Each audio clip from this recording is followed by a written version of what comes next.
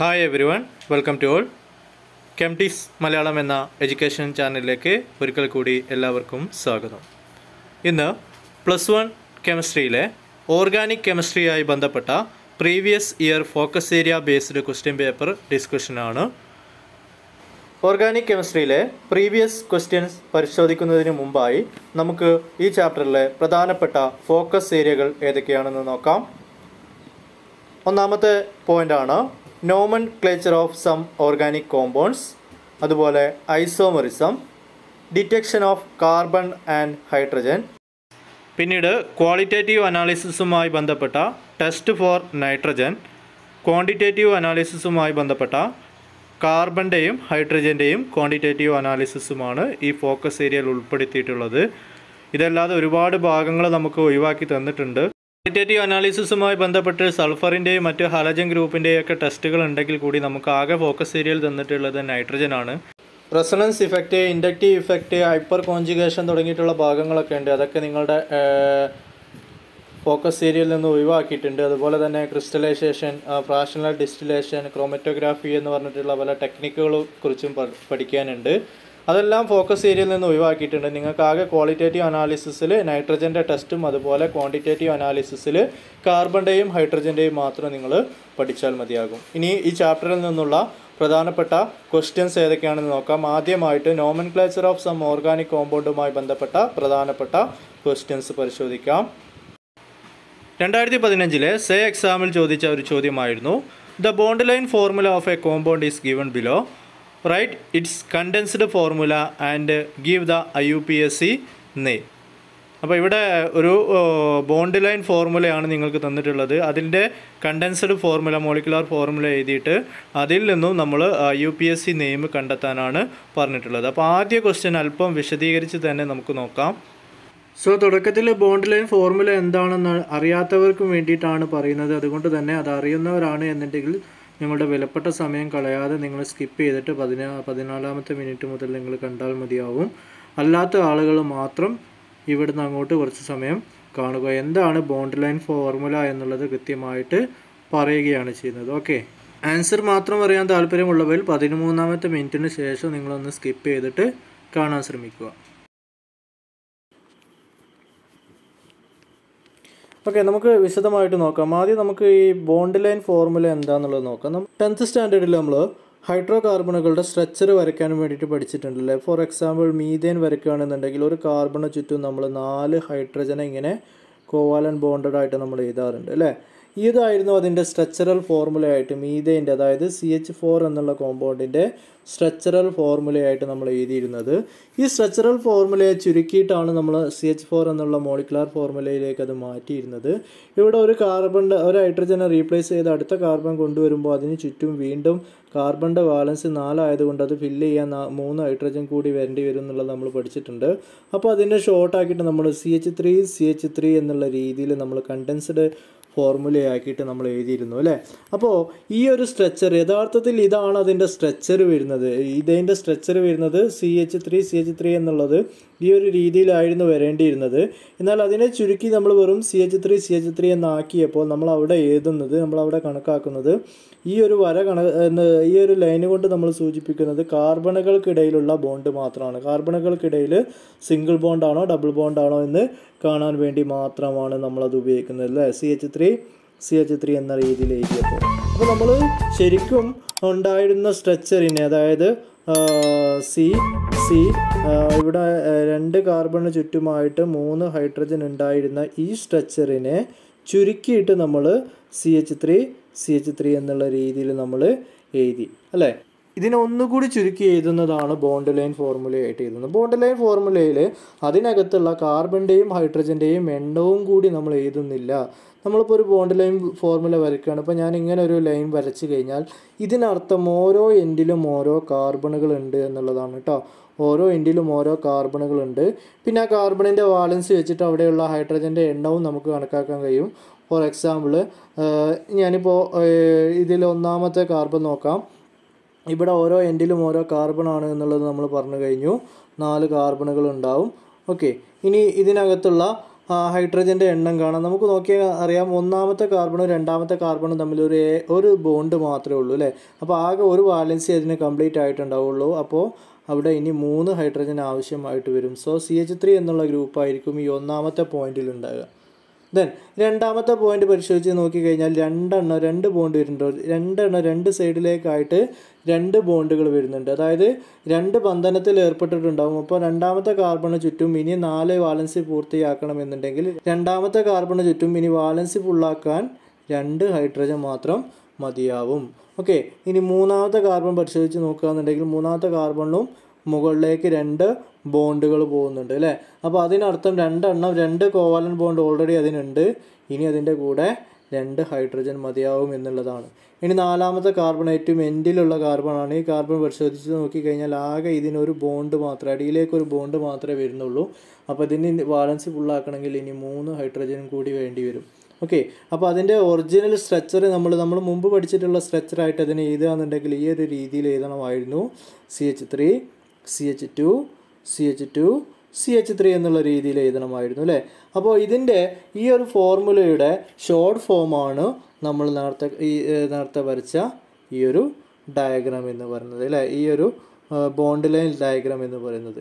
Okay, അപ്പോൾ bond line diagram വരക്കുമ്പോൾ നമ്മൾ ഓർത്തിരുന്നാൽ മതി, ഇവിടെ ഇതിനകത്തുള്ള കാർബണിൻ്റെയും ഹൈഡ്രജൻ്റെയും എണ്ണം നമ്മൾ എഴുതുന്നില്ല, പകരം ഒരു ലൈന് കൊണ്ട് സൂചിപ്പിക്കുകയാണ്. ഓരോ പോയിന്റിലും ഉള്ളത് ഓരോ കാർബൺ ആറ്റമാണ് എന്നുള്ളത് ഓർത്തിരിക്കുക. ഓക്കെ, ഇനി അതിൽ ബ്രാഞ്ച് വരുന്ന കേസും കൂടി പറയാം. ഇനി ഈ ഒരു സ്ട്രക്ചർ ആണ് എന്നുണ്ടെങ്കിൽ ഇവിടെ ഒരു ലൈന് മുകളിലോട്ട് വരച്ചിട്ടുണ്ടെങ്കിൽ അതിനർത്ഥം അതൊരു ബ്രാഞ്ചാണ് എന്നുള്ളതാണ്. ഓക്കെ, ഒന്ന് ബ്രാഞ്ചാണ് എന്നുള്ളതാണ്. അവിടെ പ്രത്യേകിച്ച് ഒന്നും എഴുതിയിട്ടില്ലെങ്കിൽ അവിടെയുമുള്ള ഗ്രൂപ്പ് C ആയിരിക്കും. സിൻ്റെ കൂടെ ഇനി വാലൻസി ഫുള്ളാക്കാൻ ആകെ അടിയിലേക്കൊരു ബോണ്ടേ പോയിട്ടുള്ളൂ. വാലൻസി ഫുള്ളാക്കാൻ 3 ഹൈഡ്രജൻ വേണ്ടി. അപ്പോൾ CH3 ഗ്രൂപ്പാണ് അവിടെ ബ്രാഞ്ചായിട്ട് വന്നിട്ടുള്ളത്. ഈ CH3 ഗ്രൂപ്പിനെ നമുക്ക് പറയുന്ന പേര് നമുക്കറിയാം, മെഥിൽ ഗ്രൂപ്പ് എന്നുള്ളതാണ് അല്ലേ. സോ ആ ഒരു ബ്രാഞ്ചായിട്ട് വരുന്നത് മെഥിൽ ബ്രാഞ്ച് ആയിരിക്കും. ഓക്കെ, അപ്പോൾ അങ്ങനെ ഇനി അതിൻ്റെ പേര് എഴുതാനാണ് എന്നുണ്ടെങ്കിൽ, ഇപ്പോൾ ഈ ഒരു ഗ്രൂപ്പാണ് എന്നുണ്ടെങ്കിൽ നമ്മൾ ആദ്യം അതിനെ എന്ത് ചെയ്യണം, ഏതൊരു ഹൈഡ്രോ കാർബണും പേര് എഴുതണം എന്നുണ്ടെങ്കിൽ ആദ്യം അതിൻ്റെ നമ്പർ കൊടുക്കണം അല്ലേ. അപ്പോൾ ഇവിടെ ഒന്നാമത്തെ കാർബൺ, രണ്ടാമത്തെ കാർബൺ, മൂന്നാമത്തെ കാർബൺ, നാലാമത്തെ കാർബൺ, അഞ്ചാമത്തെ കാർബൺ അല്ലേ. 5 കാർബണുള്ള സിംഗിൾ ബോണ്ട് മാത്രമുള്ള കോമ്പൗണ്ടാണിത്. സോ ഇത് പെൻറ്റെയ്ൻ ആണ്. പെൻറ്റെയിൽ രണ്ടാമത്തെ കാർബണിൽ ഒരു ബ്രാഞ്ച് വരുന്നുണ്ട്. അപ്പോൾ ആ ബ്രാഞ്ചിലുള്ള ഗ്രൂപ്പ് CH3 ഗ്രൂപ്പ് ആയതുകൊണ്ട് അതൊരു മെഥിൽ ഗ്രൂപ്പ് ആയിരിക്കും. സോ ഈ ഒരു കോമ്പൗണ്ടിൻ്റെ പേര് 2 മെഥിൽ പെൻറ്റെയ്ൻ എന്നായിരിക്കും. ഓക്കെ, 2 മെഥിൽ പെൻറ്റെയ്ൻ എന്നുള്ളതായിരിക്കും ഈ ഒരു കോമ്പൗണ്ടിൻ്റെ പേര്, അല്ലെങ്കിൽ ഈ ഒരു ബോണ്ട് ലൈൻ കോമ്പൗണ്ടിൻ്റെ പേരായിട്ട് വരുന്നത്. ഓക്കെ, അപ്പോൾ ഏകദേശം ഒരു ധാരണ കിട്ടിക്കാണും നിങ്ങൾക്ക് ബോണ്ട് ലൈൻ ഫോർമുല എന്താണ് എന്നുള്ളത്. അതേപോലെ ഈ ഒരു രീതിയിലാണ് നമ്മൾ വരച്ചത് എങ്കിൽ ഇവിടെ നമ്മൾ മനസ്സിലാക്കേണ്ടത്, ഇവിടെയുള്ള രണ്ടാമത്തെ കാർബണും മൂന്നാമത്തെ കാർബണും തമ്മിലുള്ള ബന്ധനം എന്ന് പറഞ്ഞാൽ ഡബിൾ ബോണ്ടാണ്. ഡബിൾ ബോണ്ട് ആകുമ്പോൾ അതിൻ്റെ വാലൻസ് ഫുള്ളാക്കാൻ നോക്കുമ്പോൾ ഇവിടെ ഒന്നാമത്തെ കാർബണിനകത്ത് ബ്രാഞ്ച് ചെയ്തുമില്ല, അതുകൊണ്ട് 3 ഹൈഡ്രജൻ വേണ്ടി വരും. CH3 ആയിരിക്കും. ഇനി രണ്ടാമത്തേൽ നോക്കുകയാണെന്നുണ്ടെങ്കിൽ 1 അടിയിലേക്കും പോയിട്ടുണ്ട്, 2 ഈ സൈഡിലേക്കും പോയിട്ടുണ്ട് അല്ലേ. അപ്പോൾ ടോട്ടൽ 3 വന്നിട്ടുണ്ടാവും. അപ്പോൾ അതിന് ചുറ്റും ഇനി അതിൻ്റെ തൊട്ടടുത്തായിട്ട് ഇനി ഒരു ഹൈഡ്രജനേ ഉണ്ടാവുള്ളൂ, CH അല്ലേ. അടുത്ത കാർബണുമായിട്ടൊരു ഡബിൾ ബോണ്ട്, അവിടെയും ഒരു ഹൈഡ്രജനേ ഉണ്ടാവുള്ളൂ. പിന്നെ ഏറ്റവും എൻഡിലുള്ള കാർബണിനകത്ത് ഒരു എൻഡിലായതുകൊണ്ട് തന്നെ ആകെ ഒരു സിംഗിൾ ബോണ്ട് മാത്രമേ വരുന്നുള്ളൂ. അപ്പോൾ അവിടെ CH3 വരും അല്ലേ. സോ ഇതിൻ്റെ പേരാണ് ബ്യൂട്ടീൻ എന്ന് പറയുന്നത് അല്ലേ, അല്ലെങ്കിൽ അതിനെ നമ്മൾ 2 ബ്യൂട്ടീൻ എന്ന് വിളിക്കും. രണ്ടാമത്തെ പൊസിഷൻ നമ്പറിൽ ആണ് ഡബിൾ ബോണ്ട് ഉള്ളത് കൊണ്ട് 2 ബ്യൂട്ടീൻ എന്ന് വിളിക്കും. അല്ലെങ്കിൽ മറ്റൊരു രീതിയിൽ പറഞ്ഞാൽ ബ്യൂട്ട് -2 -ഈൻ എന്നുള്ള രീതിയിലും വിളിക്കും അല്ലേ. രണ്ടാമത്തെയും മൂന്നാമത്തെയും കാർബണുകൾക്കിടയിൽ ഡബിൾ ബോണ്ട്. അപ്പോൾ ഡബിൾ ബോണ്ടിൻ്റെ പൊസിഷൻ നമ്പർ കൂടി സൂചിപ്പിച്ചിട്ട് ബ്യൂട്ട് 2 ഈൻ എന്നുള്ള രീതിയിൽ പേര് കൊടുക്കും. ഓക്കെ, ഇപ്പോൾ നിങ്ങൾക്ക് ബോണ്ടഡ് ലൈനിനെ കുറിച്ചിട്ട് ഏകദേശം ഒരു ബോണ്ടഡ് ലൈൻ ഫോർമുലയെ കുറിച്ചിട്ട് ഏകദേശം ഒരു ധാരണ കിട്ടി എന്ന് വിചാരിക്കുന്നു. ഇനി നമുക്ക് ഈ ഒരു സ്ട്രക്ചറൽ ഫോർമുലയിലേക്ക് വരാം. ഇനി നമ്മൾ ശ്രദ്ധിക്കേണ്ട ഒരു കാര്യം, നമ്മളിങ്ങനെ വരച്ചതിന് ശേഷം അവസാനം നമ്മളൊരു ഫങ്ഷണൽ ഗ്രൂപ്പ് ചെയ്താണ്, OH ഗ്രൂപ്പ് ചെയ്താണ് എന്നുണ്ടെങ്കിൽ നമ്മൾ മനസ്സിലാക്കേണ്ടത് ഇവിടെ കാർബൺ ഇല്ല, ഇവിടെ കാർബൺ ആറ്റം ഇല്ല. പകരം ഈ ഒരു ബോണ്ടിനകത്ത് വരുന്നത് ഈ OH ഗ്രൂപ്പുമായിട്ടുള്ള ബോണ്ട് സൂചിപ്പിക്കാൻ വേണ്ടിയിട്ടാണ് ആ ഒരു ലൈന് നമ്മൾ സൂചിപ്പിക്കുന്നത്. അതായത് ഇവിടെ ആയിരിക്കും ഒന്നാമത്തെ കാർബൺ ഉണ്ടാകുക. ഒന്നുകൂടി ക്ലിയർ ആക്കി വരക്കാം. ഇങ്ങനെയാണ് എന്നുണ്ടെങ്കിൽ ഇവിടെയാണ് OH ഗ്രൂപ്പ് ഉള്ളതെങ്കിൽ ഒന്നാമത്തെ കാർബൺ വരുന്നത് ഇവിടെയായിരിക്കും, ഈ ഒരു പോയിന്റിലായിരിക്കും ഒന്നാമത്തെ കാർബൺ വരുന്നുണ്ടാകുമെന്ന് ഓർത്തിരിക്കുക. ഇത് രണ്ടാമത്തെ കാർബൺ, ഇത് മൂന്നാമത്തെ കാർബൺ, ഇത് നാലാമത്തെ കാർബൺ. ഓക്കെ, അപ്പോൾ ഇതിലാകെ 4 കാർബണേ ഉണ്ടാവുള്ളൂ, 5 കാർബൺ ആറ്റം ഉണ്ടാവില്ല എന്നുള്ളത് ഓർത്തിരിക്കുക. ഓക്കെ, അപ്പോൾ അതിനനുസരിച്ചിട്ടാണ് നമ്മൾ അതിൻ്റെ പൊസിഷൻ നമ്പർ കൊടുക്കുക. അപ്പോൾ നമുക്ക് തന്നിരിക്കുന്ന സ്ട്രക്ചറിൽ നോക്കാം, ഇവിടെ ഒരു OH ഗ്രൂപ്പ് ഉണ്ട് അല്ലേ. അപ്പോൾ ഇവിടെ കാർബൺ ആറ്റം ഉണ്ടാവില്ല എന്ന് നമുക്കറിയാം. അപ്പോൾ ഇതാണ് പൊസിഷൻ നമ്പർ 1 വരുന്നത് അല്ലേ. ഒന്നാമത്തെ കാർബണുമായിട്ട് ഒരു OH ഗ്രൂപ്പ് ഉണ്ട്, പിന്നെ രണ്ടാമത്തെ കാർബൺ, മൂന്നാമത്തെ കാർബൺ, നാലാമത്തെ കാർബൺ. നാലാമത്തെ കാർബണിൽ ഏറ്റവും അടിയിലേക്ക് ഒരു ലൈൻ പോയിട്ടുണ്ട്, അതായത് ഒരു ബ്രാഞ്ച് ഉണ്ട്, അത് മെഥിൽ ഗ്രൂപ്പാണ്. പിന്നെ അഞ്ചാമത്തെ കാർബൺ നോക്കുകയാണെങ്കിൽ അഞ്ചാമത്തെ കാർബണിൽ ഒരു ബ്രാഞ്ച് ഉണ്ട്, അതും മെഥിൽ ഗ്രൂപ്പാണ്. പിന്നെ ആറാമത്തെ കാർബൺ. അപ്പോൾ 6 കാർബൺ ഇവിടെ വരുന്നുണ്ട് അല്ലേ. നമ്മൾ ഈ ഒരു രീതിയിൽ വരച്ച് നോക്കിയാൽ തന്നെ നമുക്ക് കിട്ടും 6 കാർബൺ ഉണ്ടാവും അല്ലേ. 3 വട്ടം ലൈന് വരുന്നുണ്ട്. അപ്പോൾ ഇവിടെ ഒരു OH ഗ്രൂപ്പ് വരുന്നുണ്ട്. ഇനി നമുക്ക് പിന്നെ വരുന്നത് ഇവിടെ ഒരു ബോണ്ട് വരുന്നുണ്ട്, ഇവിടെയും ഒരു ബോണ്ട് വരുന്നുണ്ട്. ഓക്കെ, ഇനി പൊസിഷൻ നമ്പർ കൊടുത്താൽ 1 2 3 4 5 6 എന്നുള്ള രീതിയിൽ എഴുതാൻ കഴിയും അല്ലേ. ഓക്കെ, ഇനി ഇതിൻ്റെ കണ്ടൻസ്ഡ് ഫോർമുല എഴുതാൻ പറയുന്നുണ്ട്, അതുപോലെ IUPAC നെയിമും എഴുതാൻ പറയുന്നുണ്ട് അല്ലേ. നമുക്കിതിൻ്റെ കണ്ടൻസ് ഫോർമുലയിലേക്ക് പോവാം. ആദ്യത്തെ പൊസിഷനിലുള്ളത് ഒരു OH ഗ്രൂപ്പാണ് അല്ലേ. അപ്പോൾ OH ഗ്രൂപ്പ് അതുപോലെ എഴുതുക. OH ഗ്രൂപ്പ് ഒരു എൻഡിലായിട്ടുണ്ട്. ദെൻ പിന്നെ ഒന്നാമത്തെ കാർബൺ അല്ലേ. ഒന്നാമത്തെ കാർബണിൽ അടിയിലേക്കൊരു ബോണ്ടും ഉണ്ട്, ഇങ്ങോട്ടും ഒരു ബോണ്ടുണ്ട്. അപ്പോൾ 2 ബോണ്ടുകൾ വരുന്നുണ്ട്. അപ്പോൾ ഇനി അതിന് ആകെ ആവശ്യമുണ്ടാവുക 2 ഹൈഡ്രജൻ ആയിരിക്കും. സോ CH2 എന്നുള്ളത് വരും. ദെൻ അടുത്ത കാർബൺ നോക്കാം. അടുത്ത കാർബൺ രണ്ടാമത്തെ കാർബൺ ആണ്. രണ്ടാമത്തെ കാർബണിൽ ഒരു ബോണ്ട് ഇങ്ങോട്ട് പോയിട്ടുണ്ട്, മുകളിലോട്ട് പോയിട്ടുണ്ട്. അതേപോലെ ഒരു ബോണ്ട് മൂന്നാമത്തെ കാർബണിലേക്കും പോയിട്ടുണ്ട്. അപ്പോൾ അവിടെയും CH2 ഗ്രൂപ്പ് ആയിരിക്കും വരിക. 2 ഹൈഡ്രജനെ ആവശ്യം വരുള്ളൂ, 2 ഓൾറെഡി അതിന് ബോണ്ട് ഉണ്ട് അല്ലേ. ദെൻ മൂന്നാമത്തെ കാർബൺ നോക്കിയാൽ നാലാമത്തെ കാർബണായിട്ട് ഒരു ബോണ്ട് വരുന്നുണ്ട്, അതേപോലെ രണ്ടാമത്തെ കാർബണായിട്ടൊരു ബോണ്ട് വരുന്നുണ്ട്. അപ്പോൾ അതിൽ 2 ബോണ്ടാണ് വരുന്നത്. അപ്പോൾ അവിടെയും ഉണ്ടാവുക CH2 ഗ്രൂപ്പ് ആയിരിക്കും. ഓക്കെ, ഇനി നാലാമത്തെ കാർബൺ നോക്കുകയാണെന്നുണ്ടെങ്കിൽ അഞ്ചാമത്തെ കാർബണായിട്ടൊരു ബോണ്ട് വരുന്നുണ്ട്, മൂന്നാമത്തെ കാർബണായിട്ടൊരു ബോണ്ട് വരുന്നുണ്ട്, അതുപോലെ അതിനകത്ത് ഒരു ബ്രാഞ്ച് ഗ്രൂപ്പും വരുന്നുണ്ട് അല്ലേ. അപ്പോൾ 3 ബോണ്ടുകൾ വരുന്നുണ്ട്. അപ്പോൾ ആ കാർബണിൻ്റെ കൂടെ ആകെ ഒരു ഹൈഡ്രജനെ ഉണ്ടാവുള്ളൂ, CH. ഓക്കെ, പിന്നെ ഒരു ബ്രാഞ്ച് CH3 എന്നുള്ള ഒരു ബ്രാഞ്ചും ഉണ്ടാവും. CH3 എന്നുള്ള ഒരു ബ്രാഞ്ചും ഉണ്ടാവും. ഓക്കെ, അഞ്ചാമത്തെ കാർബണും അതുപോലെ തന്നെ CH3 എന്നുള്ള രീതിയിലായിരിക്കും ഉണ്ടാവുക. ദെൻ ആറാമത്തെ കാർബൺ, അവിടെ സ്ഥലമില്ലാത്തതുകൊണ്ട് ഞാൻ എഴുതുന്നില്ല, ഒന്ന് മനസ്സിലാക്കി വെക്കുക. അഞ്ചാമത്തെ കാർബണും CH3 എന്നുള്ള രീതിയിലാണ് വരിക. ആറാമത്തെ കാർബണിനകത്ത് ഒരു എൻഡിലായതുകൊണ്ട് ഏറ്റവും എൻഡിൽ ഒരു CH3 ഗ്രൂപ്പും ഉണ്ടാവും. ഓക്കെ, അപ്പോൾ നമുക്ക് ഈ ഒരു രീതിയിൽ എഴുതാം. ഒന്നാമത്തേത് OH ഗ്രൂപ്പ് മാത്രം, പിന്നെ വരുന്നത് ഒന്നാമത്തെ കാർബണിൽ ഒരു CH2 ഗ്രൂപ്പ് വരും, രണ്ടാമത്തെ കാർബണിൽ ഒരു CH2 ഗ്രൂപ്പ് വരും, മൂന്നാമത്തെ കാർബണിൽ വീണ്ടും ഒരു CH2 ഗ്രൂപ്പ് വരും, നാലാമത്തെ കാർബണിനകത്ത് അങ്ങോട്ടും ഇങ്ങോട്ടും 2 ബോണ്ടുകളും പോയിട്ടുണ്ടാകും, അതേപോലെ ഒരു CH3 ഗ്രൂപ്പ് ബ്രാഞ്ചായിട്ടും വന്നിട്ടുണ്ടാവും. അഞ്ചാമത്തെ കാർബണിലും ഒരു ബ്രാഞ്ച് CH2 ഗ്രൂപ്പ് വന്നിട്ടുണ്ടാവും. ഇനി അവസാനത്തെ കാർബണിനകത്ത് 3 ഹൈഡ്രജൻ ആറ്റവും ഉണ്ടാവും. അപ്പോൾ ഇതിൽ ടോട്ടലുള്ള കാർബൺ ആറ്റങ്ങളുടെ എണ്ണം 6 ആണ്. ഇപ്പോൾ ഇത് ഹെക്സൈൻ ആണ് അല്ലേ, ഹെക്സൈൻ ആണ് വരുന്നത്. അപ്പോൾ ഇതിൽ ഒന്നാമത്തെ കാർബണിനകത്ത് ഒരു OH ഗ്രൂപ്പ് വരുന്നുണ്ട്, നാലാമത്തെയും അഞ്ചാമത്തെയും കാർബണിനകത്ത് 2 മെഥിൽ ഗ്രൂപ്പുകൾ ബ്രാഞ്ചായിട്ട് വരുന്നുണ്ട്. ഓക്കെ, അപ്പോൾ ഇതിനൊന്നും കൂടി നമ്മൾ ചുരുക്കി എഴുതുകയാണെന്നുണ്ടെങ്കിൽ ഈ ഒരു രീതിയിൽ നമുക്ക് എഴുതാൻ കഴിയും.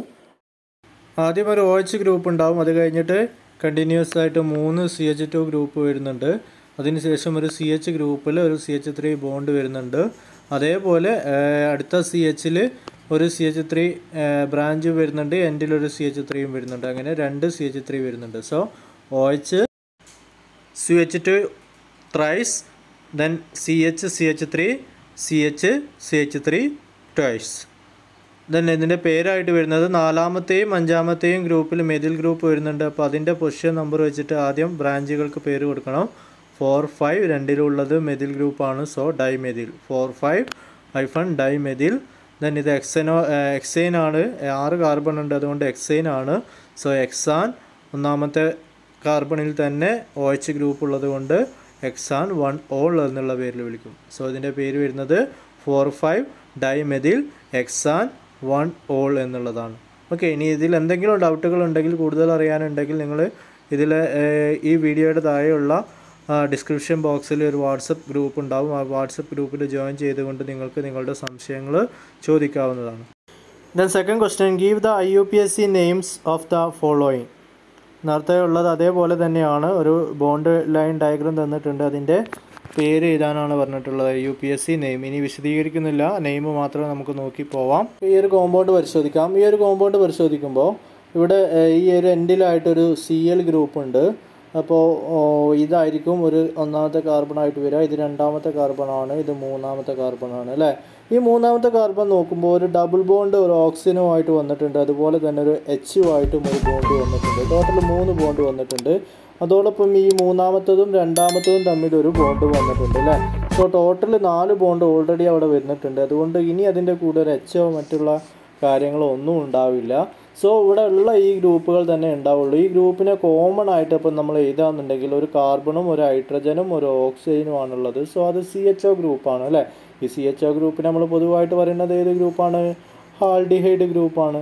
സോ ഇതൊരു ആൽഡിഹൈഡ് ഗ്രൂപ്പാണ്. ഓക്കെ, അപ്പോൾ നമുക്ക് നമ്പർ ഇടുമ്പോൾ തിരിച്ചിടണം, കാരണം ഇവിടെയാണ് ഫങ്ഷണൽ ഗ്രൂപ്പ് ഉള്ളത്. അപ്പോൾ ഇവിടെ നിന്ന് നമ്മൾ നമ്പർ ഇട്ട് തുടങ്ങണം. അപ്പോൾ ഇത് ഒന്നാമത്തെ കാർബണാണ്, ഇത് രണ്ടാമത്തെ കാർബണാണ്, ഇത് മൂന്നാമത്തെ കാർബണാണ്. Total 3 carbon ഇതിലുള്ളൂ. പിന്നെ ഈ എൻഡിലുള്ള ഗ്രൂപ്പ് ആൽഡിഹൈഡ് ഗ്രൂപ്പ് ആയതുകൊണ്ട് തന്നെ അതിൻ്റെ പേര് എഴുതുമ്പോൾ നമ്മൾ ഉൾപ്പെടുത്തണം അല്ലേ. അപ്പോൾ ഇതിൽ 3 കാർബൺ ഉള്ളത് കൊണ്ട് തന്നെ അതിനെ നമ്മൾ പ്രൊപ്പൈൻ എന്നാണല്ലോ വിളിക്കുക. ഈ പ്രൊപ്പൈൻ്റെ കൂടെ ആൽഡിഹൈഡ് ഗ്രൂപ്പ് വന്നു കഴിഞ്ഞാൽ നമ്മൾ പഠിച്ചിട്ടുണ്ട് പ്രൊപ്പനാൽ എന്നുള്ള രീതിയിലാണ് അതിന് വിളിക്കുക അല്ലേ. ആൽഡിഹൈഡ് ഗ്രൂപ്പ് വരുന്നതിനെല്ലാം ആൽ എന്ന് കൂട്ടിയിട്ടാണ് നമ്മൾ വിളിക്കുക. ഉദാഹരണം പ്രൊപ്പനാൽ, ബ്യൂട്ടനാൽ, പെൻറ്റനാൽ എന്നുള്ള രീതിയിലാണ് നമ്മൾ വിളിക്കുക അല്ലേ. അപ്പോൾ CHO ഗ്രൂപ്പാണ് വരുന്നതെങ്കിൽ എൻഡിൽ നമ്മൾ AL എന്ന് ചേർത്ത് കൊടുക്കണം, ആൽ എന്ന് ചേർത്ത് കൊടുക്കണം. ഇനി മൂന്നാമത്തെ കാർബണിൽ ഒരു ക്ലോറിൻ ആറ്റം ഉണ്ട് അല്ലേ. അപ്പോൾ ഈ ക്ലോറിൻ ആറ്റം ആയിരിക്കണം നമ്മൾ ആദ്യം എഴുതേണ്ടത് അല്ലേ. അപ്പോൾ എന്ത് ചെയ്യണം? അതിൻ്റെ പൊസിഷൻ നമ്പർ ചേർത്തിട്ട് നമ്മൾ ആലജൻ ഗ്രൂപ്പിൻ്റെ പേര് പറയണം. സോ 3 ക്ലോറോ പ്രൊപ്പനാൽ എന്നുള്ളതാണ് അതിൻ്റെ പേരായിട്ട് വരിക അല്ലേ. അപ്പോൾ ഒന്ന് വൃത്തിയിൽ എഴുതി തരാം, ഒന്നും കൂടി പറഞ്ഞു തരാം. ഈ എൻഡിലുള്ള ഗ്രൂപ്പ് ആൽഡിഹൈഡ് ഗ്രൂപ്പാണ്, CHO ഗ്രൂപ്പാണ്. അതുപോലെ 1, 2, 3 3 കാർബണാണ് ഉണ്ടാകുക. നാലാമത്തെ പോകുന്നത് ഒരു ക്ലോറിനുമായിട്ടുള്ള ബോണ്ടാണ്. അപ്പോൾ ആ ബ്രാഞ്ചിലുള്ള ക്ലോറിൻ്റെ പേരായിരിക്കണം ആദ്യം എഴുതേണ്ടത്. സോ മൂന്നാമത്തെ കാർബണിൽ ഒരു ക്ലോറിൻ ഗ്രൂപ്പ്, അതിനെ നമ്മൾ 3 ക്ലോറോ എന്ന് വിളിക്കും. പിന്നെ ആകെ 3 കാർബണാണുള്ളത്. സോ അതിനെ നമ്മൾ പ്രൊപ്പൈൻ എന്ന് വിളിക്കണം. ഈ പ്രൊപ്പൈൻ്റെ കൂടെ നമ്മൾ ആൽഡിഹൈഡ് ഗ്രൂപ്പ് ഉള്ളത് കൊണ്ട് ഏറ്റവും എൻഡിലായിട്ട് ആൽ എന്ന് ചേർത്ത് കൊടുക്കണം. So 3 chloro propanal, that is the correct answer. Okay, then അടുത്തത് നോക്കാം. അടുത്തതിൽ ഇവിടെ CN ഗ്രൂപ്പ് വരുന്നുണ്ട് അല്ലേ. അതേപോലെ ഇവിടെ ഒരു ബ്രാഞ്ച് ഗ്രൂപ്പും വരുന്നുണ്ട്. സോ ഇവിടെ നിന്ന് നമ്മൾ നമ്പർ ഇട്ട് തുടങ്ങണം. 1, 2, 3, 4, 5 ആകെ 5 കാർബൺ ആണുള്ളത്. 5 കാർബൺ ആണെങ്കിൽ അതിനെ നമ്മൾ വിളിക്കുന്ന പേരെന്താണ്? പെൻറ്റെയിൻ എന്നാണ് അല്ലേ. ഇനി ഈ പെൻറ്റെയിനകത്ത് നമ്മൾ ആദ്യം ബ്രാഞ്ചിൻ്റെ പേര് എഴുതണമെന്ന് നമുക്കറിയാം. അപ്പോൾ ബ്രാഞ്ചിൻ്റെ പേര് തുടക്കത്തിൽ എഴുതണം. ബ്രാഞ്ചിലുള്ളത് ഇവിടെ പ്രത്യേകിച്ച് ഗ്രൂപ്പുകളൊന്നും എഴുതിയിട്ടില്ല അല്ലേ. അപ്പോൾ അവിടെയുള്ള ഗ്രൂപ്പ് CH3 ഗ്രൂപ്പ് ആയിരിക്കും, അല്ലെങ്കിൽ മെഥിൽ ഗ്രൂപ്പ് ആയിരിക്കും. സോ അത് എത്രാമത്തേലാണുള്ളത്? മൂന്നാമത്തേലാണുള്ളത്. സോ അതിന് നമ്മൾ എന്ത് വിളിക്കും? 3 മീഥൈൽ പെൻറ്റെയിൻ. ഇനി ഇവിടെ ഒരു CN ഗ്രൂപ്പ് ഉണ്ട് അല്ലേ.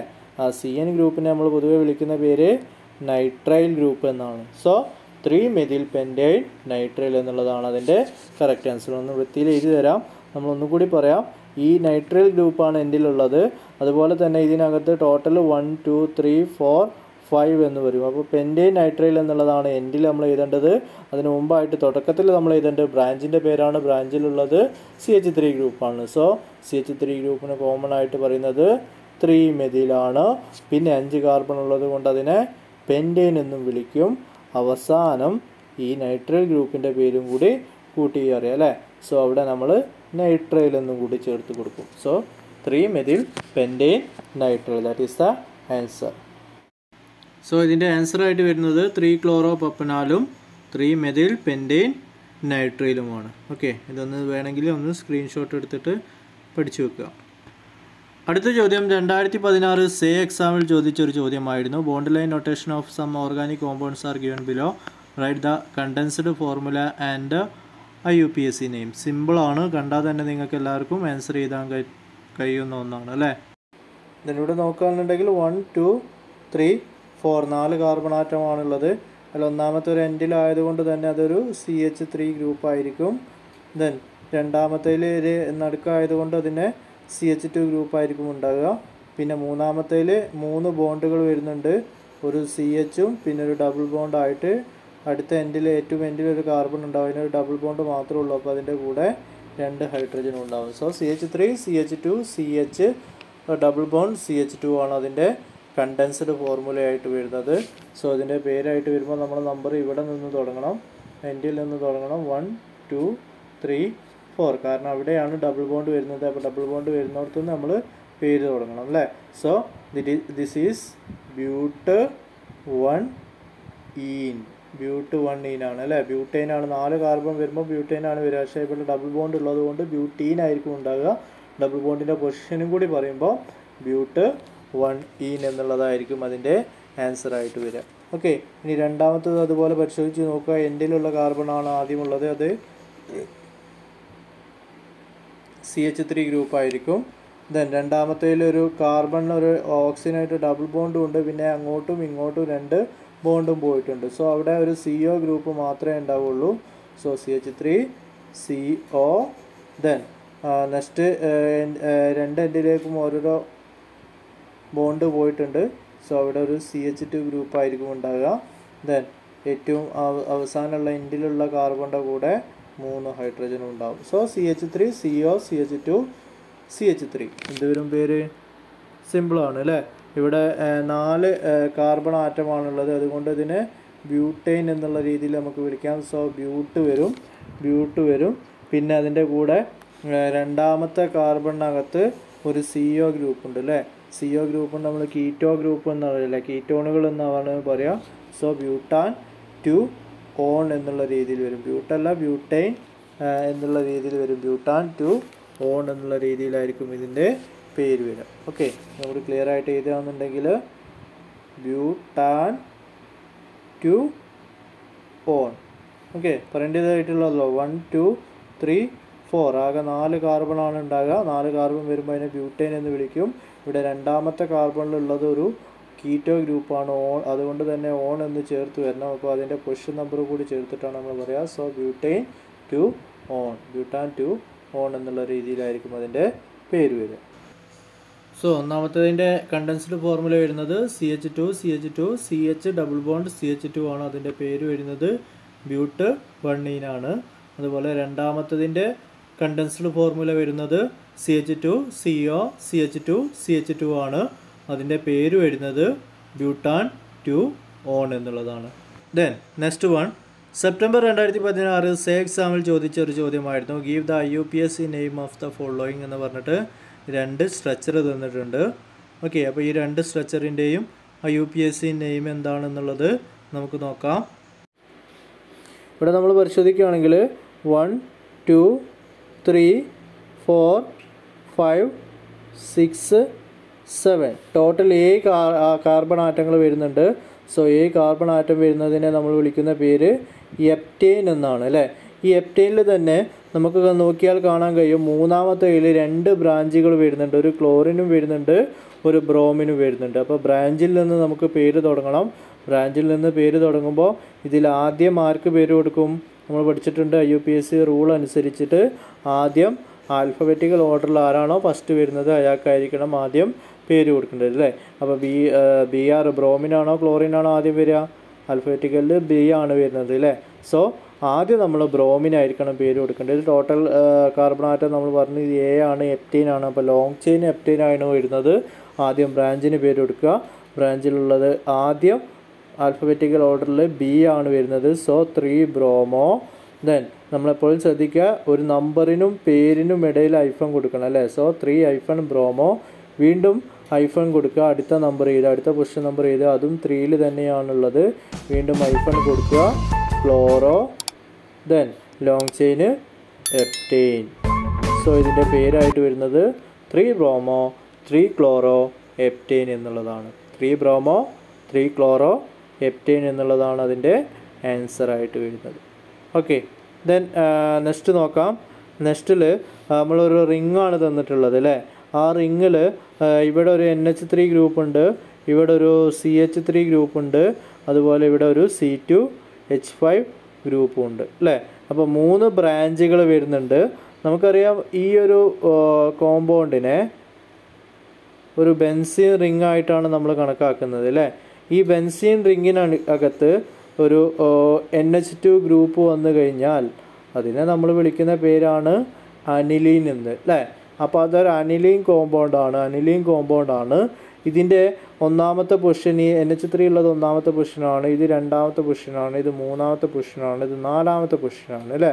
ഇവിടെ രണ്ടാമത്തെ പൊസിഷനിൽ നമുക്ക് കാണാം ഒരു CH3 ഗ്രൂപ്പ് ഉണ്ട് എന്നുള്ളത് നമുക്ക് കാണാൻ കഴിയും. ഓക്കെ, രണ്ടാമത്തെ പൊസിഷനിൽ ഒരു CH3 ഗ്രൂപ്പ് ഉണ്ട്.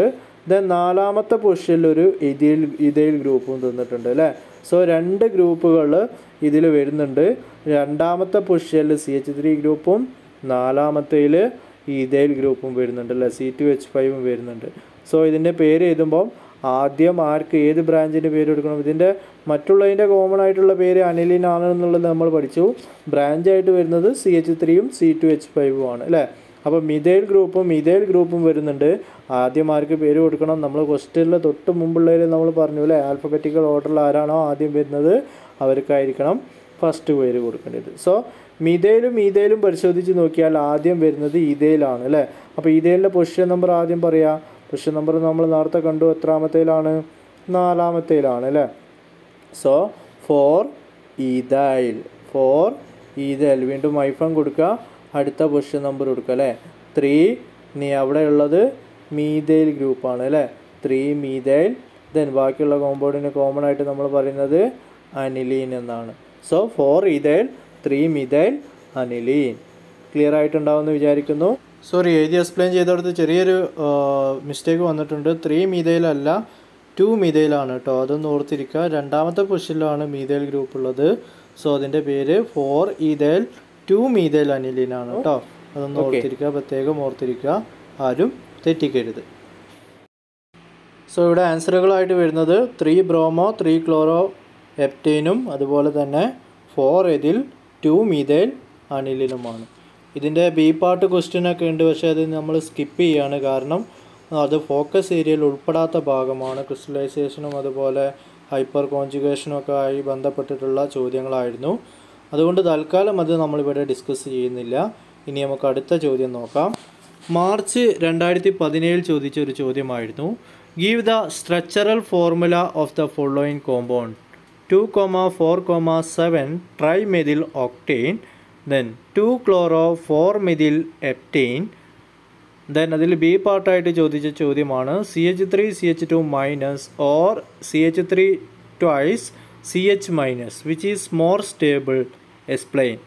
ദെൻ അതിൽ സി പാർട്ടാണ് explain the chemistry behind the crystallization. അപ്പോൾ നമ്മൾ നേരത്തെ പറഞ്ഞ മാതിരി ഇതിലുള്ള ബി ക്വസ്റ്റ്യനും ബി പാർട്ടും സി പാർട്ടും നമ്മുടെ ഫോക്കസ് ഏരിയയിൽ ഉൾപ്പെടാത്ത ഭാഗമാണ്, അത് നമുക്ക് സ്കിപ്പ് ചെയ്യാം. ഇതിലുള്ള എ പാർട്ടിൻ്റെ ആൻസർ മാത്രം നമുക്ക് പരിശോധിക്കാം. 2,4,7 ട്രൈമിഥിൽ ഒക്ടേൻ്റെയും 2 ക്ലോറോ 4 മിഥിൽ പെൻറ്റേൻ്റെയും സ്ട്രക്ചർ എങ്ങനെ വരയ്ക്കും എന്നുള്ളത് നോക്കാം. നമ്മളോട് വരയ്ക്കാൻ പറഞ്ഞിട്ടുള്ളത് 2,4,7 ട്രൈമീഥൈൽ ഒക്ടേൻ ആണ് ഒന്നാമത് തന്നിരിക്കുന്നത് അല്ലേ. അപ്പോൾ അതിൻ്റെ സ്ട്രക്ചർ വരയ്ക്കാൻ ഒക്ടേൻ ആകുമ്പോൾ 8 കാർബണാണെന്ന് നമുക്കറിയാം. അപ്പോൾ 8 കാർബൺ നമ്മൾ ലൈനായിട്ട് വരച്ച് വെക്കുക. 1 2 3 4 5 6 7 8 അല്ലേ. ഇനി ഒക്ടേനകത്തുള്ള ഏതൊക്കെ പൊസിഷനിലാണ് ഈ ബ്രാഞ്ചുകളുള്ളത് നോക്കുക. 2,4,7 ആണ്. അപ്പോൾ 2-ലൊരു ബ്രാഞ്ച് ഉണ്ട്, 4-ലൊരു ബ്രാഞ്ച് ഉണ്ട്, പിന്നെ 5 6 7-ലൊരു ബ്രാഞ്ച് ഉണ്ട്. ഇങ്ങനെയാണ് അതിൻ്റെ ബ്രാഞ്ച് വരിക അല്ലേ. ബാക്കിയുള്ളതെല്ലാം ഹൈഡ്രജനെ കൊണ്ട് ഫില്ല് ചെയ്തിട്ടുണ്ട്. അപ്പോൾ ഇവിടെ ഉണ്ടാകുക CH3 ആയിരിക്കും. CH3 single bond, CH3 CH2. Then ഇവിടെ ഒരു സിംഗിൾ ബോണ്ട് ഈ കാർബണുമായിട്ട് വരുന്നുണ്ടാവും. 3 ബോണ്ടുകൾ 3 സൈഡിലേക്ക് ഉണ്ട്. അപ്പോൾ ഇവിടെ ഒരു CH വരും അല്ലേ, CH വരും. ദെൻ അടുത്ത കാർബണിൽ ബോണ്ടുകളൊന്നും ആകെ ഒരു ബോണ്ട് ഈ കാർബണായിട്ട് വരുള്ളൂ. അപ്പോൾ അതിൻ്റെ കൂടെ 2 ഹൈഡ്രജൻ ഉണ്ടാവും. ദെൻ ബ്രാഞ്ചിനകത്ത് ഇവിടെ CH3 ആണ് കേട്ടോ. ബ്രാഞ്ചിനകത്ത് CH3 വരും. ദെൻ ഒരു ബോണ്ട് ഈ കാർബണായിട്ടും വരും. സോ ടോട്ടൽ 3 ബോണ്ട് വന്നിട്ടുണ്ടാകും. അപ്പോൾ ഇവിടെയും CH ഉണ്ടാവുള്ളൂ. ദെൻ അടുത്ത കാർബണിൻ്റെ കേസിൽ അടുത്ത കാർബണുമായിട്ടൊരു ഒരു ബോണ്ട് ഉണ്ടാവും. പിന്നെ ഈ റൈറ്റ് ഹാൻഡ് സൈഡിലൊരു ബോണ്ട് ഉണ്ട്. സോ അവിടെ 2 എണ്ണം വന്നിട്ടുണ്ട്. സോ അതിൻ്റെ കൂടെ CH2 ഗ്രൂപ്പ് ആയിരിക്കും ഉണ്ടാവുക. അടുത്ത കാർബൺ തൊട്ടടുത്ത കാർബണുമായിട്ടൊരു ബോണ്ട് ഉണ്ടാവും. ഇപ്പുറത്ത് ഒരു ബോണ്ട് വരുന്നുണ്ട്. സോ അവിടെയും 2 ഹൈഡ്രജൻ ആറ്റം വരും. പിന്നീട് വരുന്നത് ഹൈഡ്രജന് ഒരു കാർബണുമായിട്ടൊരു ബോണ്ട് വന്നിട്ടുണ്ടാവും. അടിയിലേക്കൊരു ബോണ്ട് വന്നിട്ടുണ്ടാവും. റൈറ്റ് സൈഡിലേക്കൊരു ബോണ്ട് വന്നിട്ടുണ്ടാവും. ടോട്ടൽ 3 ബോണ്ട് വന്നിട്ടുണ്ടാവും. സോ അടിയിലുള്ള ബ്രാഞ്ച് CH3 എഴുതുക. പിന്നെ എൻഡിലുള്ള കാർബണിൻ്റെ കൂടെ 3 ഹൈഡ്രജൻ ആറ്റം ഉണ്ടാവും. സോ ഇതാണ് 2,4,7 ട്രൈമീഥൈൽ ഒക്ടേൻ എന്ന് പറയുന്നത് അല്ലേ. രണ്ടാമത്തെ രണ്ടാമത്തെ പൊസിഷനിൽ ഒരു CH3 ഗ്രൂപ്പ്, അതുപോലെ നാലാമത്തെ പൊസിഷനിൽ ഒരു CH3 ഗ്രൂപ്പ്, അതുപോലെ ഏഴാമത്തെ പൊസിഷനിലും ഒരു CH3 ഗ്രൂപ്പ്. ഇതാണ് അതിൻ്റെ സ്ട്രക്ചറൽ ഫോർമുലയായിട്ട് നമുക്ക് പറയാൻ കഴിയുക. ഇനി ഇതിനെ നമ്മൾ ഡയറക്റ്റായിട്ട്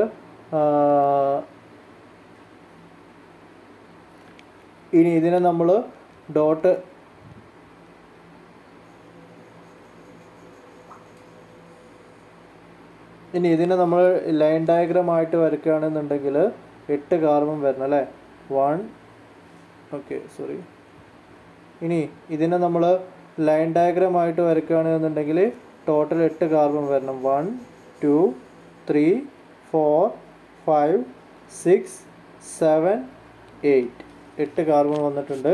ഇനി ഏതൊക്കെ പൊസിഷനിലാണ് ബ്രാഞ്ചുകളുള്ളത് നോക്കാം. രണ്ടാമത്തേലൊരു ബ്രാഞ്ച്, ദെൻ 3 കഴിഞ്ഞ് നാലാമത്തേലൊരു branch, then 5 6 ഏഴാമത്തേലൊരു branch.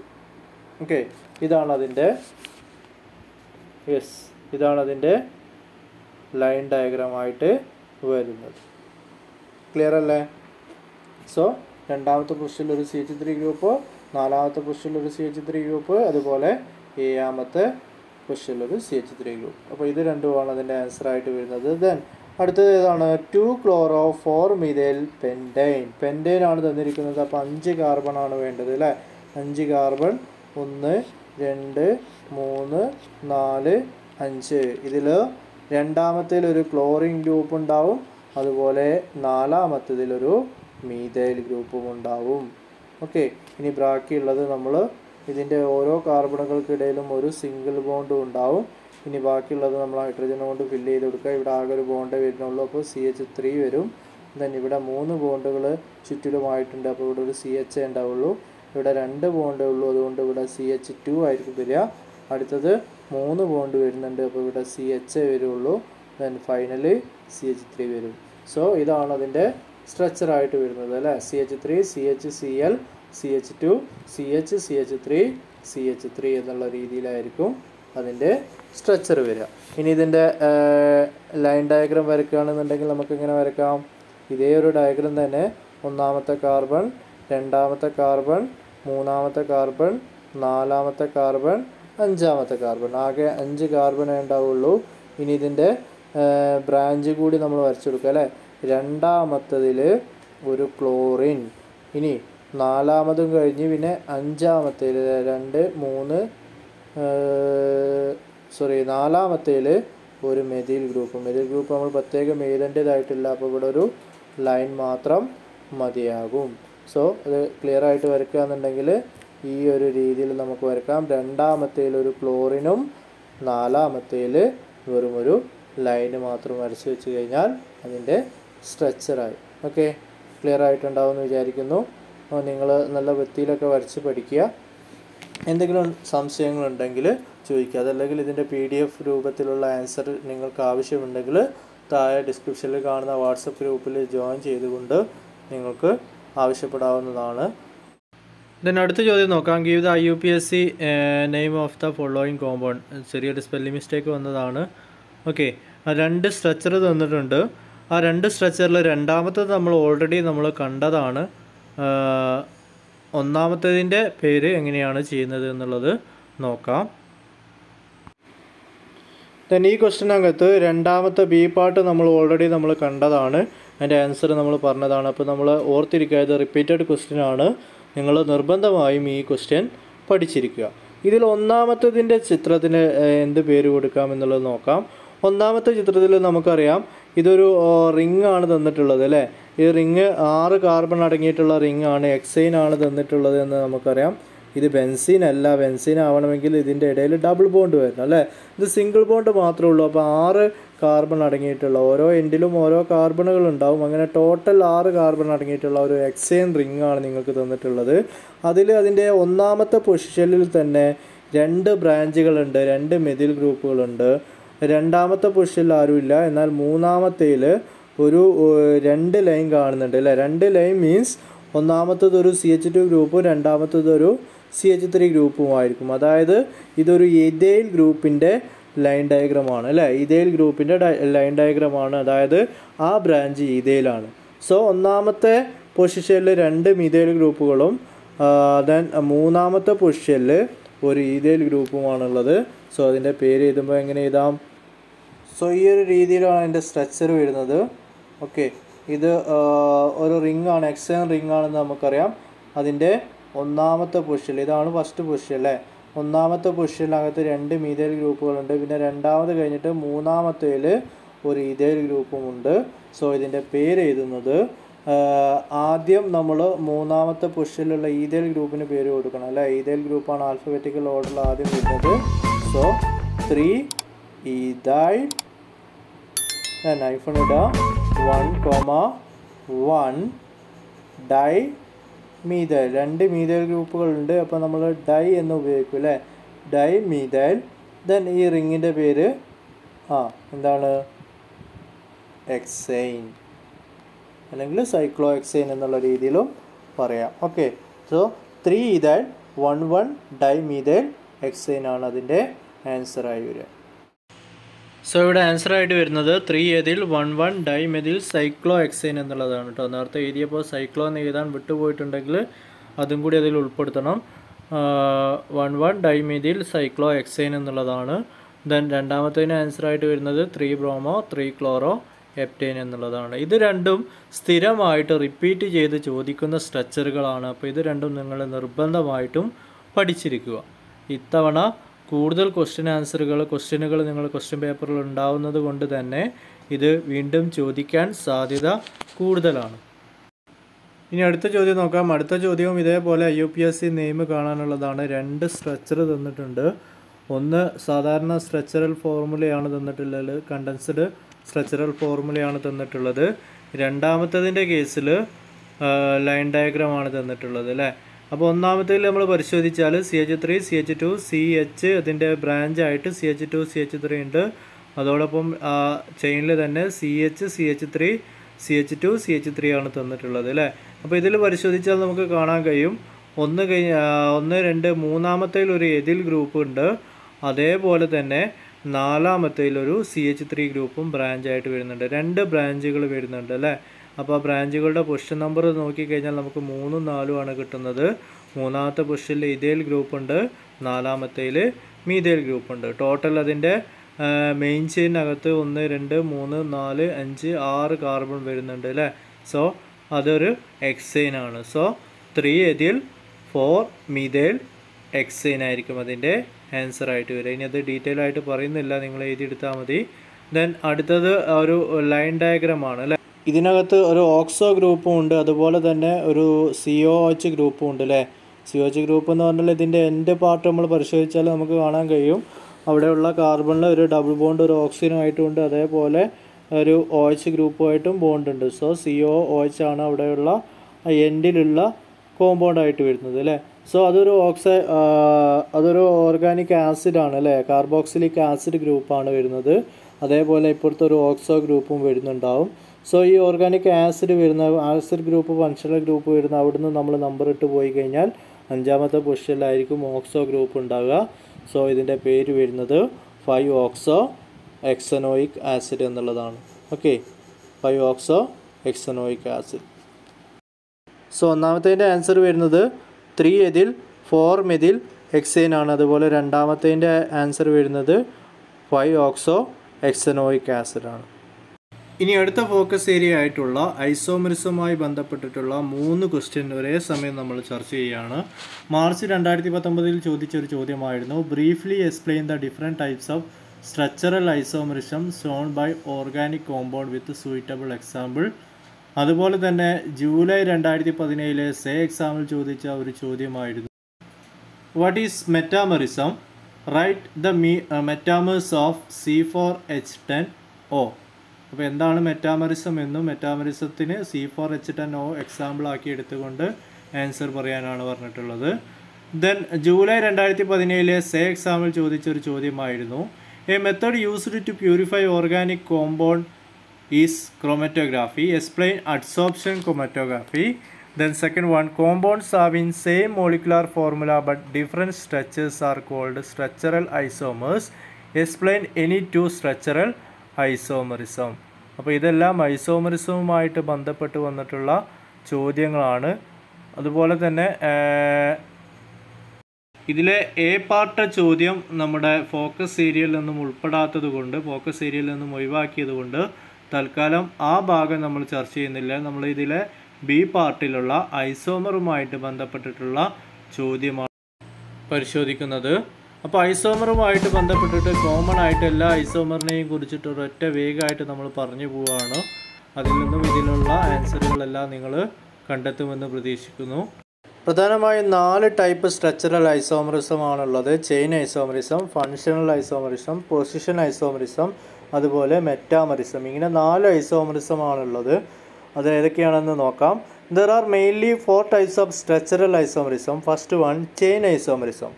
Isomers differ in carbon chain or skeleton are called chain isomers and the phenomenon is called chain isomerism. അപ്പോൾ നമ്മൾ മെയിനായിട്ടുള്ള കാർബൺ ചെയിനിന് ഡിഫറൻസ് വരുമ്പോഴാണ് ചെയിൻ ഐസോമറിസം ഉണ്ടായത്. ചെയിനും പൊസിഷനും അങ്ങോട്ടും ഇങ്ങോട്ടും മാറിപ്പോയത്. പൊസിഷൻ എന്ന് പറഞ്ഞാൽ ഫങ്ഷണൽ ഗ്രൂപ്പിൻ്റെ പൊസിഷനാണ് മാറുക. ഇവിടെ ചെയിൻ ആകുമ്പോൾ നമ്മൾ എപ്പോഴും മെയിൻ ചെയിൻ ഏതാണെന്ന് നോക്കിയാൽ മതി. മെയിൻ ചെയിനിൽ CH3 കണ്ടൻറ്റുകളാണ് ഉണ്ടാകുക. അപ്പോൾ ആ ഒരു ഗ്രൂപ്പുകൾക്ക് എന്തെങ്കിലും വ്യത്യാസം ഉണ്ടാകുക എന്നുണ്ടെങ്കിൽ, മിഥൈൽ ഗ്രൂപ്പുകൾക്ക് വ്യത്യാസം ഉണ്ടാകുക എന്നുണ്ടെങ്കിൽ അതിനെ നമ്മൾ ചെയിൻ ഐസോമറിസം എന്നാണ് പറയുക. ചെയിനും പൊസിഷനും മാറിപ്പോയത് ചെയിൻ മെയിൻ ചെയിനിലുള്ള ഡിഫറൻസ് ആണ്. പൊസിഷൻ ഫങ്ഷണൽ ഗ്രൂപ്പിൻ്റെ പൊസിഷനിലുള്ള വ്യത്യാസം ഉണ്ട്. അത് നമുക്ക് പറയാം. ഓക്കെ, ഇതിന് ഉദാഹരണം നോക്കാം. പെൻറ്റെയിൻ അല്ലേ, പെൻറ്റെയിൻ നോർമൽ പെൻറ്റെയിൻ തന്നിട്ടുണ്ട്, ലോങ് ചെയിൻ ആയിട്ടുള്ള നോർമൽ പെൻറ്റെയിൻ തന്നിട്ടുണ്ട്. അതിൻ്റെ മോളിക്കുലർ ഫോർമുല വരിക C5H12 ആയിരിക്കും വരിക.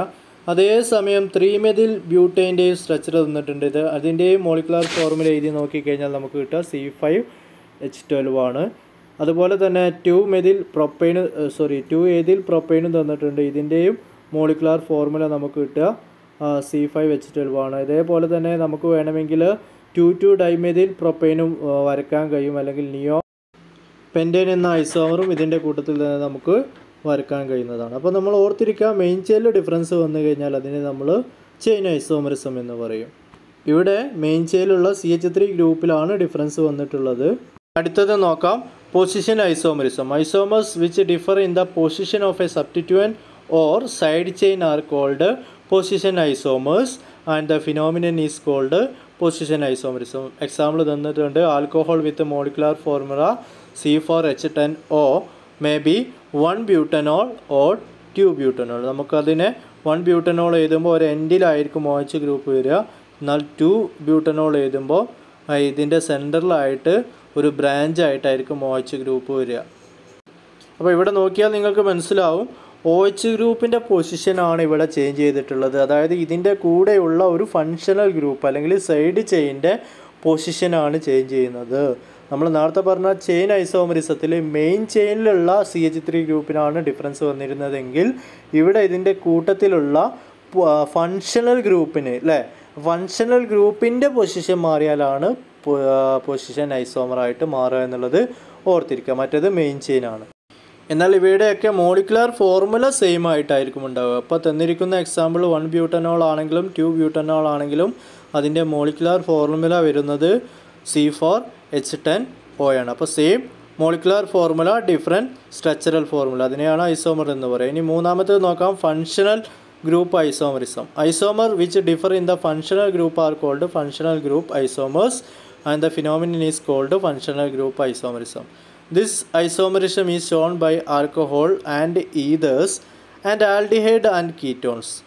അപ്പോൾ ഇവിടെ രണ്ട് വ്യത്യസ്ത കോമ്പൗണ്ടുകൾ പരിശോധിച്ച് നോക്കിക്കഴിഞ്ഞാൽ അതിലകത്തുള്ള ഫങ്ഷണൽ ഗ്രൂപ്പ് രണ്ടും വ്യത്യാസമായിരിക്കും എന്നാണ് പറയുന്നത്. പക്ഷേ അതിൻ്റെ നമ്പർ ഓഫ് ആറ്റംസ് സെയിം ആയിരിക്കും. അതായത് മോളിക്കുലർ ഫോർമുല സെയിം ആയിരിക്കും. അത്തരം കോമ്പൗണ്ടുകളെയാണ് നമ്മൾ ഫങ്ഷണൽ ഐസോമറിസം എന്ന് വിളിക്കുക. അപ്പോൾ ഫങ്ഷണൽ ഐസോമറിസം കാണിക്കണമെന്നുണ്ടെങ്കിൽ ഒരേപോലുള്ള എലമെൻ്റുള്ള കോമ്പൗണ്ടുകൾക്ക് അത് കാണിക്കാൻ കഴിയുള്ളൂ. അതുകൊണ്ട് തന്നെ ആൽക്കഹോളിക് ഗ്രൂപ്പിൻ്റെ ഫങ്ഷണൽ ഐസോമറിസം എന്ന് പറഞ്ഞാൽ അത് ഈതർ ഗ്രൂപ്പുകളായിരിക്കും. കാരണം അതിനകത്ത് ഓ നിർബന്ധമായിട്ടും വേണമല്ലോ. അതേപോലെ ആൽഡിഹൈഡ് ഗ്രൂപ്പിൻ്റെ അത് കീറ്റോ ഗ്രൂപ്പുകളായിട്ടായിരിക്കും ഫങ്ഷണൽ ഐസോമറിസം കാണിക്കുക. നിങ്ങൾക്ക് ഒരു എക്സാമ്പിൾ തന്നിട്ടുണ്ട്. Compound with the molecular formula C2H6O may be an alcohol ethanol CH3CH2OH or an ether methoxymethane. Okay, അപ്പോൾ C2H6O എന്നുള്ള കോമ്പൗണ്ടിനെ നമുക്ക് രണ്ട് രീതിയിൽ എഴുതാം. CH3CH2OH ആണെങ്കിൽ അതൊരു ആൽക്കഹോളായിരിക്കും എത്തനോളായിട്ട് വരുന്നത് അല്ലേ. അല്ലെങ്കിൽ അതിനെ നമുക്കൊരു ഈതറായിട്ടും എഴുതാൻ കഴിയും, CH3OCH3 എന്നുള്ളത്. അപ്പോൾ അതിൻ്റെ രണ്ടിൻ്റെയും മോളിക്കുലാർ ഫോർമുല പരിശോധിച്ചാൽ നമുക്ക് കാണാൻ കഴിയും C2H6O ആയിരിക്കും. അതുകൊണ്ട് തന്നെ ഇത്തരം കോമ്പൗണ്ടുകളെ നമ്മൾ ഫങ്ഷണൽ ഐസോമറുകൾ എന്നാണ് വിളിക്കുക. ഫങ്ഷണൽ ഗ്രൂപ്പ് തന്നെ മാറുകയാണ് എന്നുണ്ടെങ്കിൽ അതിനെ ഫങ്ഷണൽ ഐസോമറുകൾ എന്ന് വിളിക്കും. ഇനി അവസാനമായിട്ട് വരുന്നത് മെറ്റാമറിസമാണ്. Isomer which differ in the carbon chain or alkyl group around the functional group are called metamers and the phenomenons is called metamerism. അതായത് ഒരു ഫങ്ഷണൽ ഗ്രൂപ്പിന് അപ്പുറത്തും ഇപ്പുറത്തുമുള്ള ആൽക്കൈൽ ഗ്രൂപ്പുകൾക്ക് വ്യത്യാസം വരിക. അപ്പോൾ ഈതർ ഗ്രൂപ്പിലാണ് ഇത് മെയിനായിട്ടും കാണിക്കുന്നത്. കാരണം ഈതർ ഗ്രൂപ്പുകൾ കോമ്പൗണ്ടിൻ്റെ സെൻറ്ററിലാണ് വരിക എന്നുള്ളത് നമുക്കറിയാം. സോ അതിന് രണ്ട് എക്സാമ്പിൾ നിങ്ങൾക്ക് തന്നിട്ടുണ്ട്. C5H12O ആയിട്ട് വരുന്ന കോമ്പൗണ്ടിൻ്റെ രണ്ട് മെറ്റാമറുകളാണ് മിഥോക്സി ബ്യൂട്ടൈനും മിഥോക്സി പ്രൊപ്പൈനും. മിഥോക്സി ബ്യൂട്ടൈൻ എടുത്ത് നോക്കിക്കഴിഞ്ഞാൽ ഓക്സിജൻ്റെ ഒരു ഭാഗത്ത് മീഥൈനും മറുഭാഗത്ത് ബ്യൂട്ടൈനുമാണ് വരുന്നത്. എന്നാൽ അതേ മോളിക്കുലാർ ഫോർമുല വരുന്ന ഇതോക്സി പ്രൊപ്പൈൻ എടുത്ത് നോക്കിക്കഴിഞ്ഞാൽ ഒരു ഭാഗത്ത് ഈഥൈനും മറുഭാഗത്ത് പ്രൊപ്പൈനുമാണ് വരുന്നത്. ഇങ്ങനെ ഒരു ഫങ്ഷണൽ ഗ്രൂപ്പിൻ്റെ അപ്പുറത്തും ഇപ്പുറത്തും വരുന്ന ആൽക്കൈൽ ഗ്രൂപ്പുകൾക്ക് വ്യത്യാസം വരികയാണ് എന്നുണ്ടെങ്കിൽ അത്തരം ഐസോമറുകളെ നമ്മൾ വിളിക്കുന്ന പേരാണ് മെറ്റാമറുകൾ എന്ന് അല്ലേ. ഇനി ഈ ഉദാഹരണം തന്നെ നമുക്ക് പൊസിഷൻ ഐസോമറിനും വേണമെങ്കിൽ പറയാൻ കഴിയും. കാരണം ഇവിടെ ഫങ്ഷണൽ ഗ്രൂപ്പിൻ്റെ പൊസിഷനാണ് ചേഞ്ച് ചെയ്തിട്ടുള്ളത് അല്ലേ. അപ്പോൾ ഇതൊരു പൊസിഷൻ ഐസോമറിസത്തിനും എക്സാമ്പിൾ കൂടിയാണ് എന്നുള്ളത് ജസ്റ്റ് ഒന്ന് ഓർത്തിരിക്കുക. ഇനി അതിലെ നമ്മൾ പറഞ്ഞിരുന്ന രണ്ടാമത്തെ ക്വസ്റ്റ്യന് നിങ്ങൾക്ക് സിമ്പിളായിട്ട് ആൻസർ ചെയ്താൻ കഴിയുന്നേ ഉള്ളൂ. What is metamerism? Write the metamers of C4H10O. C4H10 നമ്മൾ എക്സാമ്പിൾ മാത്രം ഒന്ന് മാറ്റിയിട്ടുള്ളൂ. ഈ C4H10 എക്സാമ്പിളാക്കി വെച്ചിട്ട് നിങ്ങളതിൻ്റെ ആൻസർ ചെയ്താനാണ് പറഞ്ഞിട്ടുള്ളത് അല്ലേ. അപ്പോൾ നിങ്ങൾ വീഡിയോ പൗസ് ചെയ്തിട്ട് സ്വന്തമായിട്ടൊന്ന് എഴുതി നോക്കുക. എന്നിട്ട് ആൻസർ ശരിയാണോ എന്നുള്ളത് മാത്രം പരിശോധിക്കുക. കാരണം ഇപ്പോൾ നമ്മൾ പഠിച്ചു കഴിഞ്ഞു എന്താണ് മെറ്റാമറുകൾ എന്ന് അല്ലേ. ഒരു ഫങ്ഷണൽ ഗ്രൂപ്പിൻ്റെ അപ്പുറത്തും ഇപ്പുറത്തും ഉള്ള ആൽക്കൈൽ ഗ്രൂപ്പുകളുടെ എണ്ണത്തിൽ വ്യത്യാസം വന്നു കഴിഞ്ഞാൽ അതിനെയാണ് നമ്മൾ മെറ്റാമറുകൾ എന്ന് പറയുക. അത് C4H10O എക്സാമ്പിളാക്കി എടുത്തിട്ട് ചെയ്യാനാണ് പറഞ്ഞിട്ടുള്ളത്. ഓക്കെ, പൗസ് ചെയ്തിട്ടൊന്ന് ചെയ്ത് നോക്കുക. ചെയ്ത് കഴിഞ്ഞിട്ടുണ്ടാവും എന്ന് വിചാരിക്കുന്നു. ഇനി നിങ്ങൾ അതിൻ്റെ ആൻസർ നമുക്കൊന്ന് പരിശോധിക്കാം. അതിൻ്റെ ആദ്യ പാർട്ട് മെറ്റാമറിസത്തിൻ്റെ ഡെഫിനിഷൻ ഞാൻ പറയുന്നില്ല. C4H10Oയുടെ മെറ്റാമറുകളായിട്ട് വരുന്നത് CH3O CH2 CH2 CH3യും CH3 CH2O CH2 CH3 ആണ്. അതായത് മിഥോക്സി പ്രൊപ്പൈനും ഇതോക്സി ഈഥൈനുമാണ് അതിൻ്റെ മെറ്റാമറുകളായിട്ട് വരുന്നത്. ദെൻ അടുത്ത ചോദ്യം പരിശോധിക്കാം. അടുത്ത ഫോക്കസ് ഏരിയയിൽ നിന്നുള്ള ചോദ്യമാണ് നൈട്രജനുമായി ബന്ധപ്പെട്ടിട്ട്. Name any one method used for estimation of nitrogen present in an organic compound. ഒരു ഓർഗാനിക് കോമ്പൗണ്ടിനകത്ത് നൈട്രജൻ്റെ പ്രസൻസ് കാണാൻ ഉപയോഗിക്കുന്ന ഏതെങ്കിലും ഒരു ടെസ്റ്റിൻ്റെ പേര് ഇതാണ് പറഞ്ഞിട്ടുള്ളത് അല്ലേ. അതിന് എക്സാമ്പിളാണ് ഡ്യൂമാസ് മെത്തേഡ്. മറ്റൊരു മെത്തേഡ് കൂടിയുണ്ട്. അപ്പോൾ ഏതെങ്കിലും ഒരു മെത്തേഡ് നിങ്ങൾ എഴുതി വെച്ച് കഴിഞ്ഞാൽ അതിനുള്ള ആൻസറായി. ഇത് ഒറ്റ മാർക്കിന് ചോദിച്ച ചോദ്യമാണ്. ദെൻ ഇവിടെ നിന്നും വന്ന മറ്റു രണ്ട് ചോദ്യങ്ങൾ പരിശോധിക്കാം. മാർച്ച് 2018 ചോദിച്ചൊരു ചോദ്യമായിരുന്നു. What is sodium fusion extract? How the presence of nitrogen, sulfur and halogen in an organic compounds are detected. ഇത് നൈട്രജൻ്റെ ഡിറ്റക്ഷനുമായിട്ട് ബന്ധപ്പെട്ടിട്ടുള്ള ചോദ്യമാണ്. സൾഫറും ഹാലജനും ഒക്കെ ഇപ്പോൾ ഫോക്കസ് ഏരിയയിൽ നിന്നും ഒഴിവാക്കിയിട്ടുണ്ട്. ദെൻ ഒക്ടോബർ 2015 സേ എക്സാമിൽ ചോദിച്ച മറ്റൊരു ചോദ്യമാണ്, how is sodium fusion extract prepared? Using this how will you detect the presence of nitrogen, sulphur and halogen in an organic compound? അപ്പോൾ ഇത് റിപ്പീറ്റഡ് ക്വസ്റ്റ്യൻ ആണ്. ഫോക്കസ് ഏരിയയിൽ പ്രത്യേകം എടുത്തു പറയുന്നത് നൈട്രജൻ മാത്രമായതുകൊണ്ട് നിർബന്ധമായും നിങ്ങൾ ഈ ഒരു ചോദ്യത്തിന് ആൻസർ പഠിച്ചിരിക്കണം. പഠിച്ചു കഴിഞ്ഞാൽ നിങ്ങൾക്ക് ഈസി ആയിട്ട് മാർക്ക് സ്കോർ ചെയ്യാൻ കഴിയും. Nitrogen, sulphur and halogen present in an organic compounds are detected by Lassaigne's test. ആ ടെസ്റ്റിന് പറയുന്ന പേരാണ് ലെസൈൻ ടെസ്റ്റ്. നൈട്രജനെ ഡിറ്റക്റ്റ് ചെയ്യാൻ ഉപയോഗിക്കുന്ന ടെസ്റ്റാണ് ലെസൈൻ ടെസ്റ്റ്. നമ്മൾ ലാബുകളിൽ ഉപയോഗിക്കുന്നതാണ്. Then here the organic compound is fused with metallic sodium in a fusion tube. It is then plugged into distilled water and taken in a china dish. This solution is boiled and filtered. Then the filtrate is known as sodium fusion extract. അതായത് നമ്മൾ അല്പം organic compound ഏതാണോ നമുക്ക് test ചെയ്യേണ്ടത് ആ organic compound എടുത്തിട്ട് അതിലേക്ക് നമ്മൾ അല്പം ഒരു ചെറിയ പീസ് മെറ്റാലിക് സോഡിയം ഇടും. എന്നിട്ട് അത് ഫ്യൂഷൻ ട്യൂബിൽ വെച്ചിട്ട് റിയാക്ട് ചെയ്യിക്കും അല്ലേ. ദെൻ ആ ഒരു ഫ്യൂഷൻ ട്യൂബിനെ നമ്മൾ എടുത്തിട്ട് ഒരു ചൈന ഡിസ്സിലെടുത്തിട്ടുള്ള ഡിസ്റ്റിൽഡ് വാട്ടറിലേക്ക് നമ്മൾ ഇറക്കി വെക്കും. അപ്പോൾ ആ ഫ്യൂഷൻ ട്യൂബ് പൊട്ടിയിട്ട് അതിലുള്ള കണ്ടൻറ്റുകളൊക്കെ ആ വെള്ളത്തിൽ ലയിച്ച് ചേർന്നിട്ടുണ്ടാകും. അത് നമ്മളൊന്ന് ബോയിൽ ചെയ്യും. ബോയിൽ ചെയ്ത് നമ്മൾ ഫിൽട്ടർ ചെയ്ത് എടുത്താൽ കിട്ടുന്നതാണ് സോഡിയം ഫ്യൂഷൻ എക്സ്ട്രാക്റ്റ് എന്ന് പറയുന്നത് കേട്ടോ. നമ്മൾ പറയുന്ന അത്ര ബുദ്ധിമുട്ടൊന്നുമില്ല, ജസ്റ്റ് ഒന്ന് പഠിച്ചിരിക്കുക. Organic compound is fused with metallic sodium in a fusion tube. It is then plugged into a distilled water taken in a china dish. This solution is boiled and filtered. That is called sodium fusion extract.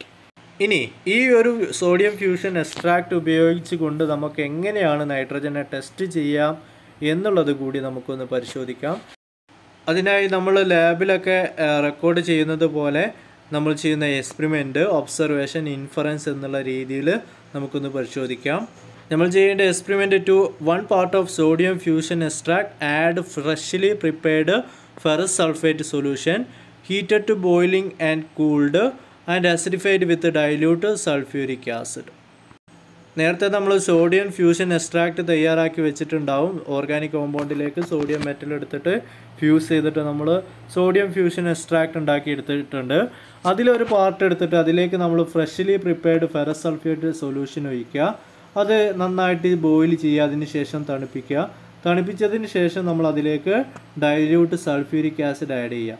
ആ സമയത്ത് ഒബ്സർവേഷനായിട്ട് നിങ്ങൾക്കൊരു blue അല്ലെങ്കിൽ ഒരു green colouration കിട്ടുന്നുണ്ടെങ്കിൽ, അല്ലെങ്കിൽ ഒരു blue green precipitate കിട്ടുന്നുണ്ടെങ്കിൽ അവിടെ നമുക്ക് nitrogen ഉണ്ട് എന്നുള്ളത് ഉറപ്പുവരുത്താൻ കഴിയും. സോ അങ്ങനെ നമുക്ക് പ്രസൻസ് ഓഫ് നൈട്രജനെ ഐഡൻറ്റിഫൈ ചെയ്യാൻ കഴിയും. ഇനി സൾഫറിൻ്റെയും മറ്റു ഹാലജൻ്റെയും ഒക്കെ ഫോക്കസ് ഏരിയയിൽ നിന്ന് തൽക്കാലം ഒഴിവാക്കിയിട്ടുള്ളത് കൊണ്ട് അത് നമ്മൾ ഡിസ്കസ് ചെയ്യുന്നില്ല. തീർച്ചയായും ഇത്തരം നല്ല വീഡിയോസുമായിട്ട് മുന്നോട്ട് പോകണമെങ്കിൽ നിങ്ങളുടെ എല്ലാവരുടെയും സപ്പോർട്ട് ആവശ്യമാണ്. അതുകൊണ്ട് തന്നെ ഈ വീഡിയോ നിങ്ങൾക്ക് ഇഷ്ടപ്പെട്ടിട്ടുണ്ടെങ്കിൽ നിങ്ങൾ ലൈക്ക് ചെയ്യുക, ഷെയർ ചെയ്യുക, നിങ്ങളുടെ ഫ്രണ്ട്സിലേക്കൊക്കെ എത്തിച്ചു കൊടുക്കുക. അതോടൊപ്പം വീണ്ടും തുടർന്നും ഇതുപോലുള്ള നല്ല വീഡിയോസും മറ്റ് സ്കോളർഷിപ്പ് ഇൻഫർമേഷനുമായിട്ടുള്ള വീഡിയോകളുമായിട്ട് ചെയ്യണമെങ്കിൽ നിങ്ങളുടെ എല്ലാവരുടെയും സപ്പോർട്ട് ആവശ്യമാണ്. നിങ്ങൾ ഈ ചാനൽ സബ്സ്ക്രൈബ് ചെയ്തുകൊണ്ട് സഹകരിക്കുക. ഓക്കെ, അപ്പോൾ എല്ലാവർക്കും നല്ലൊരു വിജയം ഉണ്ടാവട്ടെ എന്ന് ആശംസിക്കുകയാണ്. നന്നായി പഠിച്ചിട്ട് എക്സാമുകളൊക്കെ അറ്റൻഡ് ചെയ്യുക. All the best. Thank you.